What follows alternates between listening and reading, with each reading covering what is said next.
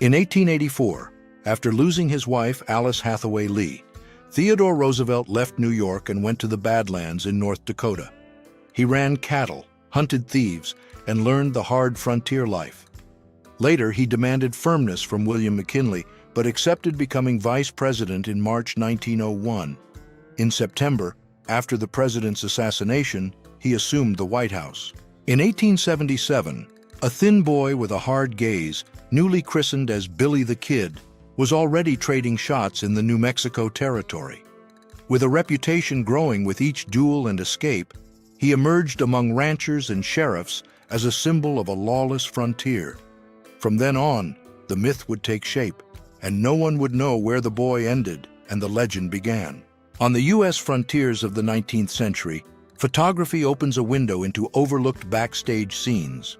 Women from brothels recorded in their rooms, facing the camera. The images, sometimes formal, sometimes improvised, suggest work, intimacy, and control of their own portrait, challenging the gaze of the observer. In 1901, with Lakota leader American Horse passing through Billings, Montana, two young Cheyenne women stop under a pine tree. They wear cotton skirts and shawls. One adjusts the other's clothing. The second stares back at the observer. Don't forget to subscribe to our channel. Your support motivates us to keep making videos like this. Around 1890 in Alaska, two sex workers pose in a brothel.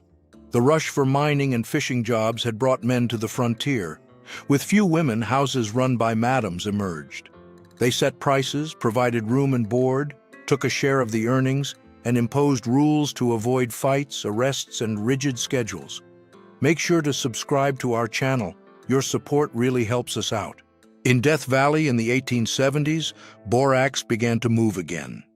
To cross the dryness of the Great Basin came the wagons pulled by 20 mules, lines that marched firmly, carrying the ore from the mines to the depots. The harshness of the journey shaped a method that combined animal strength, engineering, and coordination to overcome the desert. At the end of the 19th century, families in the West lived far from roads and markets. When someone showed up with a camera, they turned their yards into a showcase, a sofa outdoors, tools neatly lined up, harvest and animals nearby. It was a deliberate message. We exist, we work, we are growing, put our place on this map that doesn't seem to truly see us. In 1885, a company of Texas Rangers poses in a studio, all with the same hats, cartridge belts, and rifles, a sign of discipline and readiness. This state force, with authority throughout Texas, patrolled the border with Mexico, hunted armed bands, and intervened in land disputes that shaped the Old West after the Civil War. On the left of the photo, Black Elk appears as both witness and protagonist of two milestones. In 1876, he took part in Little Bighorn, when U.S. forces faced several Great Plains tribes, among them the Lakota Sioux, at a decisive point of indigenous resistance. His life links the scene to the broad thread of American history. Ashishishi, the Crow Scout known as Curly, guided Custer's 7th Cavalry. On June 25, 1876, from a ridge in the Montana Territory, he saw the Battle of Little Bighorn turn. When the line broke, he mounted up and carried the message, Custer had fallen. The news crossed the forts and became a landmark of the height of the Plains Wars. In 1878, Dodge City, Kansas thrived on the cattle driven along the trails to the railroad. As in Deadwood, frontier and profit went hand in hand. The crowded street displayed saloons, gambling, and brothels. Fragile laws, easy guns. Wyatt Earp, Bat Masterson, and Doc Holliday tried to impose order, while gunslingers tested the limits. Son of Cynthia Ann Parker, captured in childhood and taken in by the Comanches, Quanah Parker grew up between frontiers and assumed leadership.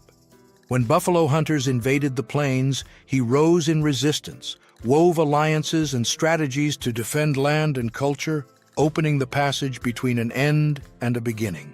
On June 2, 1899, near Wilcox, Wyoming, robbers stopped a Union Pacific train, uncoupled the locomotive and express car, blew open the safe with dynamite, and took about $30,000. They fled on horseback, changing mounts. The trail led to Butch Cassidy and the Wild Bunch gang, but the manhunt lasted weeks and no one was arrested. Pat Garrett, born Patrick Floyd Jarvis Garrett, was sheriff in Lincoln County, then New Mexico Territory. He became famous after killing William H. Bonney, Billy the Kid, in 1881. Years later, on February 29, 1908, he was gunned down near Las Cruces. His trajectory became a symbol of the disputes and precarious laws of the Old West. In an old portrait, two sex workers pose in a brothel room in Miles, Montana. A judge of the time said there were 1,000 residents and little order. The photo condenses the contrast. A glossy setting before faltering laws, luxury and precariousness side by side, revealing the city between showcase and ruin in motion. On April 8, 1905, in Canyon Diablo, Arizona Territory, after a shootout, officers took the body of outlaw John Shaw from his coffin. They propped the corpse against the saloon fence, stuck a whiskey bottle in his hand, and posed. The scene became the town's official keepsake and a direct warning. Here, those who choose crime end without glory, for everyone to see. Around 1880 in Miles City, Montana, men gather at the saloon door after a hard day on the frontier. Work drained their strength, rest fit into a glass, and a story told aloud. The scene sums up how growing settlements shaped bonds, business, and reputations at dusk. In the photo, a cowboy from Caldwell, Kansas, shows that the outfit comes from the trade. Hat, boots, and belt serve before they decorate. They face sun, dust, and saddle. Depending on climate and terrain, he chooses chaps over his pants, protecting his legs and against the rain. Each piece has a function and tells the routine of the open range. Around 1908, a northern Cheyenne leader led the sun dance on the southeastern plains of Montana. The community formed a circle, bodies painted red and black, branches braided into their hair. The ritual united fasting, song, and endurance to the rhythm of the drum, marking symbolic death, rebirth, and covenants that reinforced the group's cohesion. In 1900, in Death Valley, 20 mules pulled 2 wagons loaded with borax from Harmony Borax Works toward the railroad in Mojave, California. Businessmen accompany the convoy. They want to see up close the engineering that makes the desert yield. The long journey, scorching heat, and scarce water explain the cost and gamble of mining in the West. Pointed out as his last image, this photograph of George Armstrong Custer reveals a military man who made the camera an ally. Restless about his own figure, he posed more than 150 times. 2 months after this portrait came the decisive episode, the Battle of Little Bighorn in 1876, where his command would collapse. Texas, 1908. At Matador Ranch, cowboy Harry Campbell grabs the scissors and trims Canadian George Patullo, a reporter curious about the cattle world. The scene unfolds in a line camp, a semi-buried shelter used for work. Between conversation and chores, the visitor learns the West from the inside, and the routine becomes a story that outlasts its time.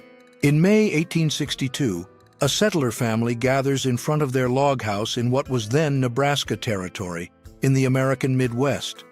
It would be years before the state was born, in 1867, and before Custer County, in 1877. Worn clothing and simple utensils tell the harsh routine of the agricultural frontier and the dream of putting down roots there. With the decline of the daguerreotype, the ambrotype took the stage. Image on glass, lower cost, peak in the 1850s. In this portrait, an unnamed man faces the camera. The steady gaze and restrained posture turn the instant into a memory of the West in transition, a sign of a frontier being redrawn in the young nation. At 13, Anna Emmeline McDoulet, known as Cattle Annie, plunged into crime in the Oklahoma Territory. With Jenny Stevens, Little Britches, she handled revolvers and carbines, stole and traded horses, bartered whiskey with Osage and Pawnee, and sold ammunition to gangs, gaining fame in the newspapers until she was arrested by U.S. Marshals in 1895. At the margins of official history, Sitting Bull, Hunkpapa Lakota leader, guided Sioux and Cheyenne alliances in the Great Plains. In 1876, he gathered thousands against the 7th Cavalry Regiment, and Custer fell at Little Bighorn. Pursued, he went to Canada. In 1881, he returned to the U.S., negotiated surrender, and tried to protect his people under new rules. In Greenwood, Kansas, noon halts the march. The emigrants gather around the wagon, share food, and catch their breath. Cutlery clinks lightly. Voices exchange messages. The path regains rhythm. When hunger eases, the vehicle advances, and each step signs promises of work and land, a tomorrow under construction. Around 1870, on the edge of the frontier, a Texas cowboy stops beside a man from the Great Plains, perhaps Kiowa or Comanche. The spurs, broad knife, tooled holster, and revolver speak of their trade. They face the moment with tense respect, showing what sustained life in a contested West. Around 1907, in Tascosa, Oldham County, in the Texas Panhandle, cowboys lean on the bar, drink, and exchange taunts while the bartender serves another round. The scene shows the saloon as a meeting point. Business, alliances, and disputes that could spill outside. Their cattle, credit, and honor were negotiated. The West was changing with trains, laws, and fences. In the early years of the 20th century, Joella Irwin crossed the rodeo fence and opened space for cowgirls. In varied circuits, she competed in different events and proved skill, courage, and rhythm. Her journey united tradition and change, attracted audiences, and brought new female athletes to the center of the arena. In 1847, after the death of his Salish, Flathead Nation wife, blamed on a Crow warrior, John Liver-Eating Johnson swore vengeance. For years, he followed hunting trails through the Rockies, plains, and rivers, ambushing Crow groups along their routes. The frontier counted the dead and the stories. The numbers vary. Legend says he removed livers to spread fear. Around 1870, a train of covered wagons crosses the plains toward the west. Families and teamsters follow worn trails, guiding oxen and horses. At day's end, they reach a settlement newly drawn on the map. Dirt streets, a few facades, and railroad lines in the distance. A sign of expansion, a promise of land and work, and the beginning of conflicts. In 1884, a cabinet card, a popular photographic format, records a scene at the San Carlos Reservation in Arizona. The portrait, considered the first known image of Geronimo, presents the Apache leader who, from historical role to mass culture, became a lasting symbol widely recognized across generations. Jordan, eastern Montana, around 1904. At Bob Levitt's saloon, cowhands lean by the door, escaping the dust from cattle drives. They whisper prices, adjust spurs. A horse stays tied to the post. In the small town, the bar becomes an office. Deals closed, news traded, and the next ride decided, where law arrived slowly in a dry stretch of the frontier. In 1908, in a camp in rural Arizona, a group of hunters gathers in front of a rustic cabin with their dogs. Bolt-action rifles on their shoulders and hanging game show the hunting routine of the season. The pause at camp reveals friendship, self-made rules, and the way the West lived between work, leisure, and tests of courage. Jesse James became the most famous face of the James Younger gang. Leading robberies, he crossed the West and became an emblem of crime. With each strike, his fame grew, fueled by newspapers and conversations that painted him as rebel or villain. The journey ended abruptly. Betrayed at home, killed in 1882, the legend swallowed the man.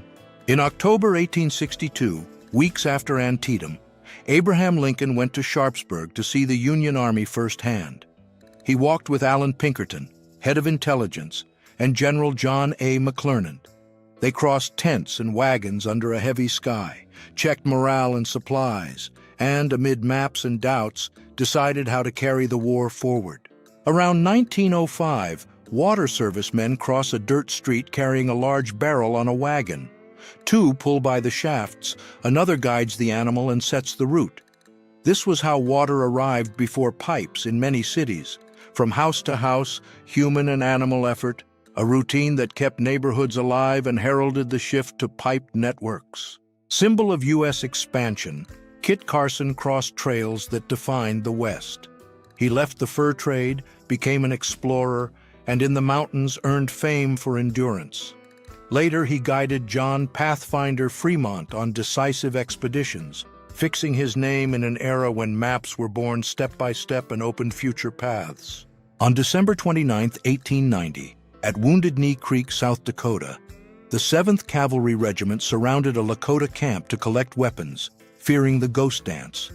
A shot of uncertain origin triggered panic. Hotchkiss cannons swept the valley. In less than an hour, 150 to 300 Lakota, many women and children, were dead. In 1875, Jesse James was already the face of post-Civil War violence. A former Confederate guerrilla, he led with the Youngers in bank and train robberies and amassed murders in Missouri. His fame spread across the country. With a high price on his capture, his end came in 1882, inside his home in St. Joseph, shot by Robert Ford, a man from his own gang. The photograph, around 1880, shows sitters still unconfirmed.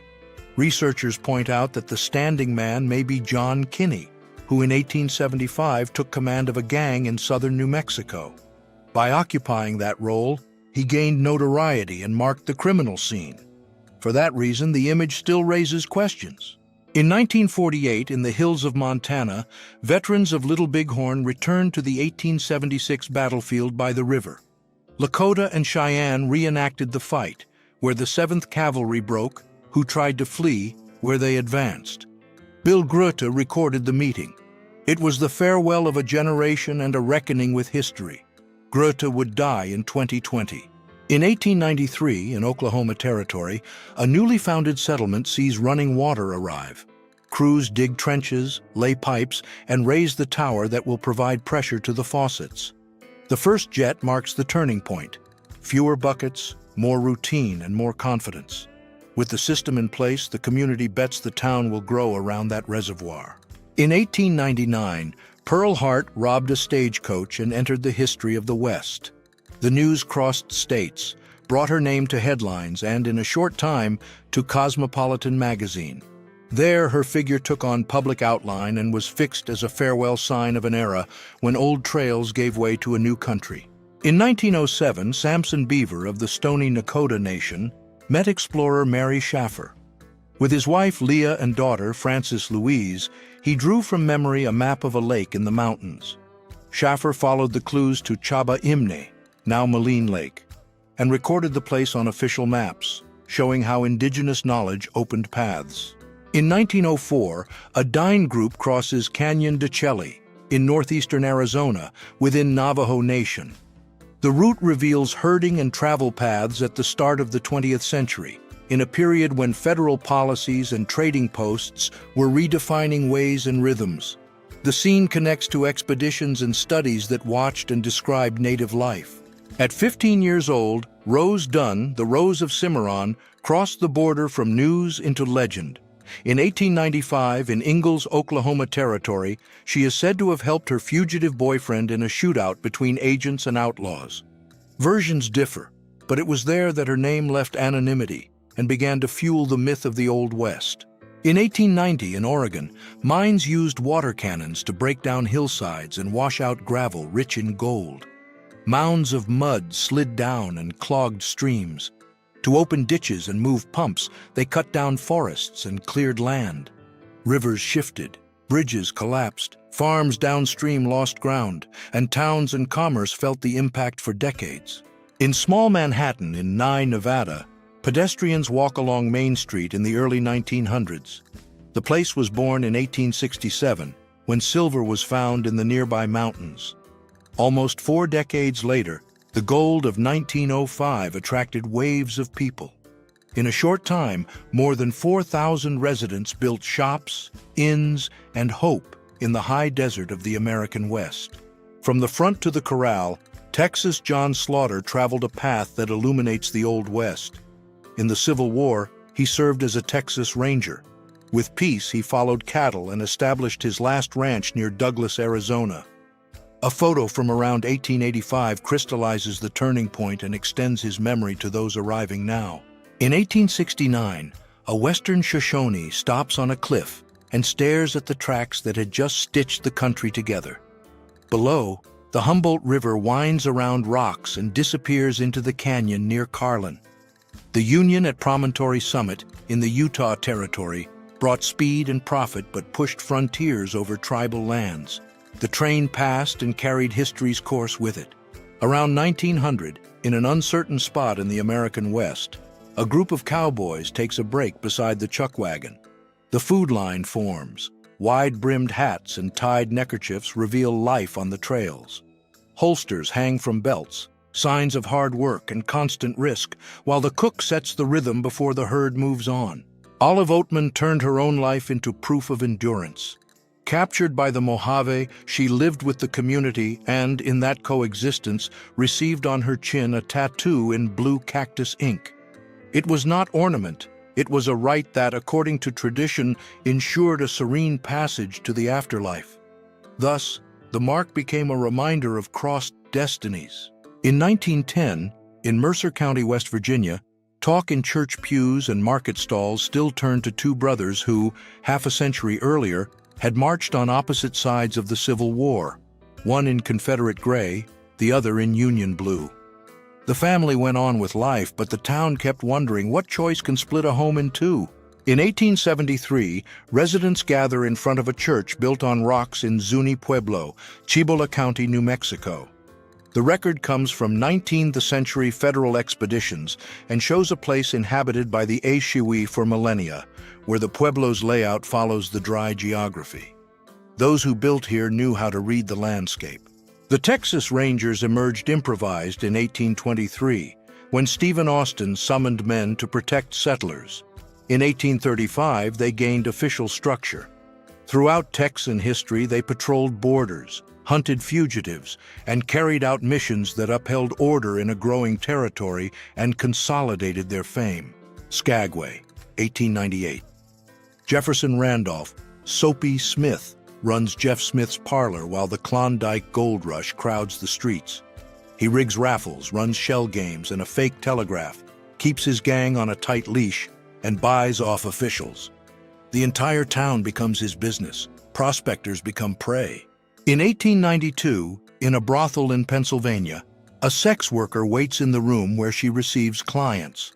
The record was made by a frequent customer, the exact time unknown. Anonymous material that became a clue to understanding how urban life and the pleasure market operated in the late 19th century. It shows negotiation, waiting, and risk in a tolerated and monitored business. A forgotten photo reappears. A woman drives cattle through a west, still without a name. She appears by chance, discovered by Mark Lee Gardner in a Missouri store, and opens a passage into a past of dust, work, and command. Who was she? Where did she live? What journey brought her there? The image asks for answers and returns questions. New Mexico Territory, 1908. A family pulls their wagon under the shade and opens the chuck box. Shelves reveal dented pans, tin plates, and wrapped flour. The lid becomes a counter. Dust clings to the wheels and harnesses. In the short pause, they cook, mend, trade hardware, and resume the trail toward lands promised on the horizon. In 1890, a large Sioux camp rises in South Dakota. Tents in a semicircle mark clans, seasonal routes, and meeting points. Lakota, Dakota, and Nakota maintained networks of trade and diplomacy with neighboring peoples. After the 1889 law, the scene shows displacements to divided reservations, surveillance by agents, and adaptation under federal pressure. In the far reaches of the Old West, Tibúrcio Vásquez etched his name into collective memory. The 1865 photo crystallizes the face that became an emblem of transgression. For nearly 20 years, he crossed villages and roads in crimes, shaping the myth of Hispanic outlaws and fueling, to this day, the dispute over his reputation. Between 1890 and 1900, east of Salem in the Willamette Valley, pine forests gave way to the axe. Crews cleared land and left rows of stumps, marks of progress. Then came fences, dirt roads, and farms. The sound of saws gave way to harvests, and new routes connected farms, warehouses, and markets in a landscape newly drawn.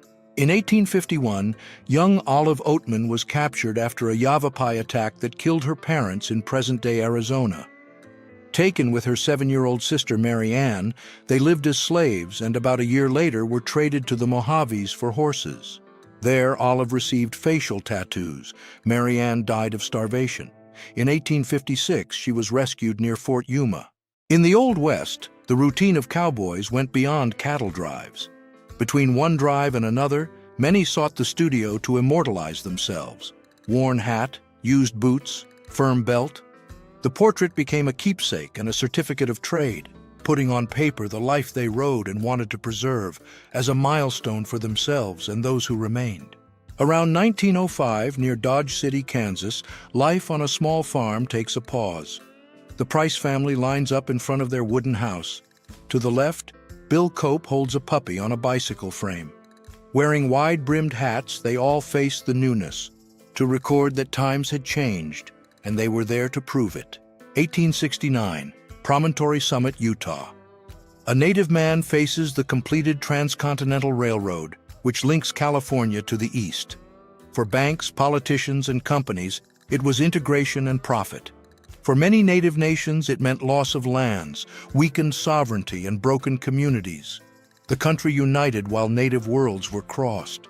Bill Dulan, outlaw in Oklahoma Territory, became a target when the reward increased. The fame of the robberies mobilized groups and trackers who tightened the noose. In August 1896, the hunt ended. In confrontation, he fell under gunfire. At the front, Heck Thomas, deputy marshal, led the action that ended his trajectory. In 1910, in Sheridan, Wyoming, a man rides across the street on an elk. It wasn't a show. In the early 20th century, farms in the northern United States trained elk to pull sleds and serve as mounts. The scene sums up a West still in formation, where necessity, risk, and curiosity cleared the way long before the rulebook reached everyone. In 1878, workers stack hides in the yard of Dodge City, Kansas, the hub of the bison hide trade. Cheap railroads and long-range rifles attracted hunters from afar. Entire herds fell. Carcasses lay on the plains. The hides went to tanneries and ships, and the frontier advanced while the symbolic animal disappeared. During the funeral of Tom McClory, Frank McClory, and Billy Clanton, a sign was raised, "Murdered in the streets of Tombstone." It was not protest. It was a reminder of a shock. In 1881, behind the OK Corral, a brief duel silenced 3 men and launched a story that crossed generations, shaping the myth of the West, which still echoes today. Idaho, 1890s. At Jackson's Bar, the owner kept a rifle in plain sight on the counter, a sign of who was in charge. With the sheriff appearing only occasionally and the law arriving late, the bar became a checkpoint. The rule was simple: come in, buy, speak respectfully.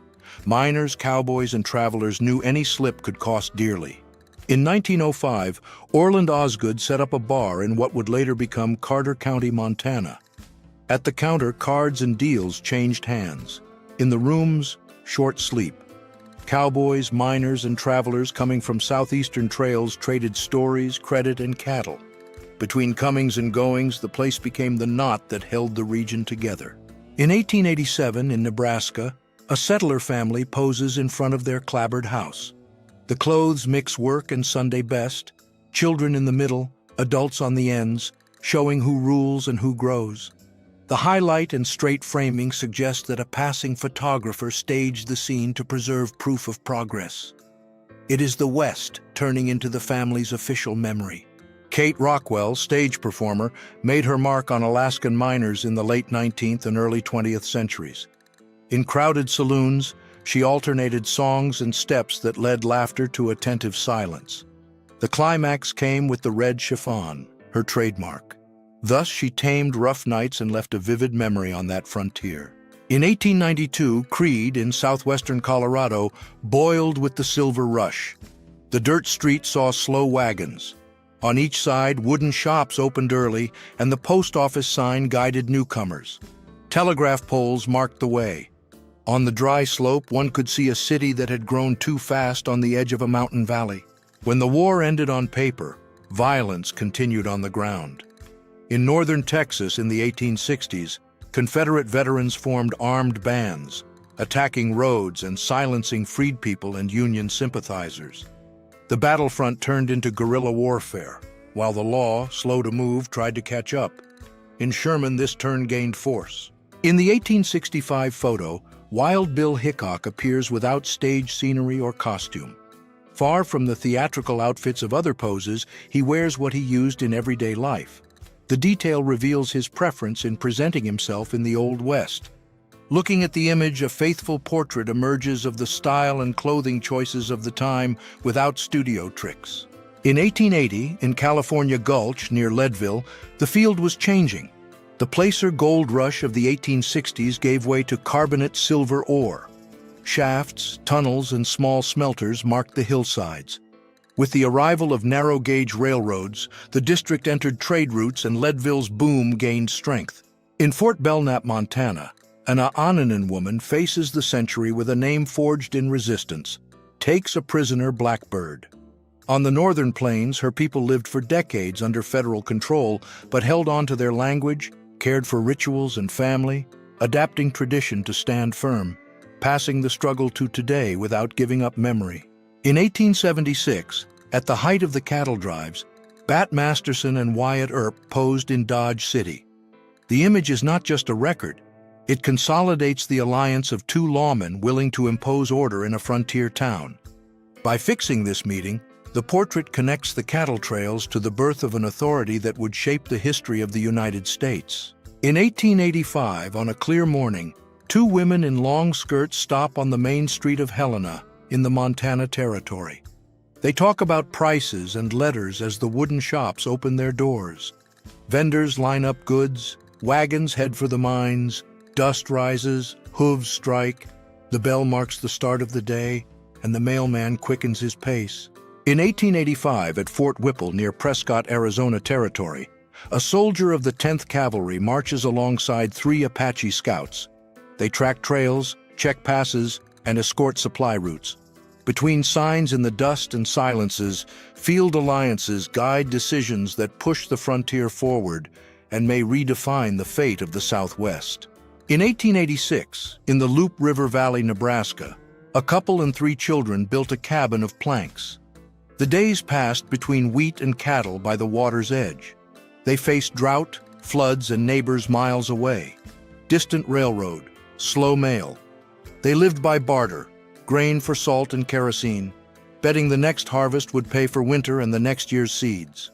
Between 1905 and 1912, Irwin E. Smith traveled through Texas, New Mexico, and Arizona carrying glass plates. He documented the end of the open range, cattle handling, chuck wagon routine, night watches, and rides between ranches. On the edge of modernization, every gesture reveals choices that changed the course of the American West.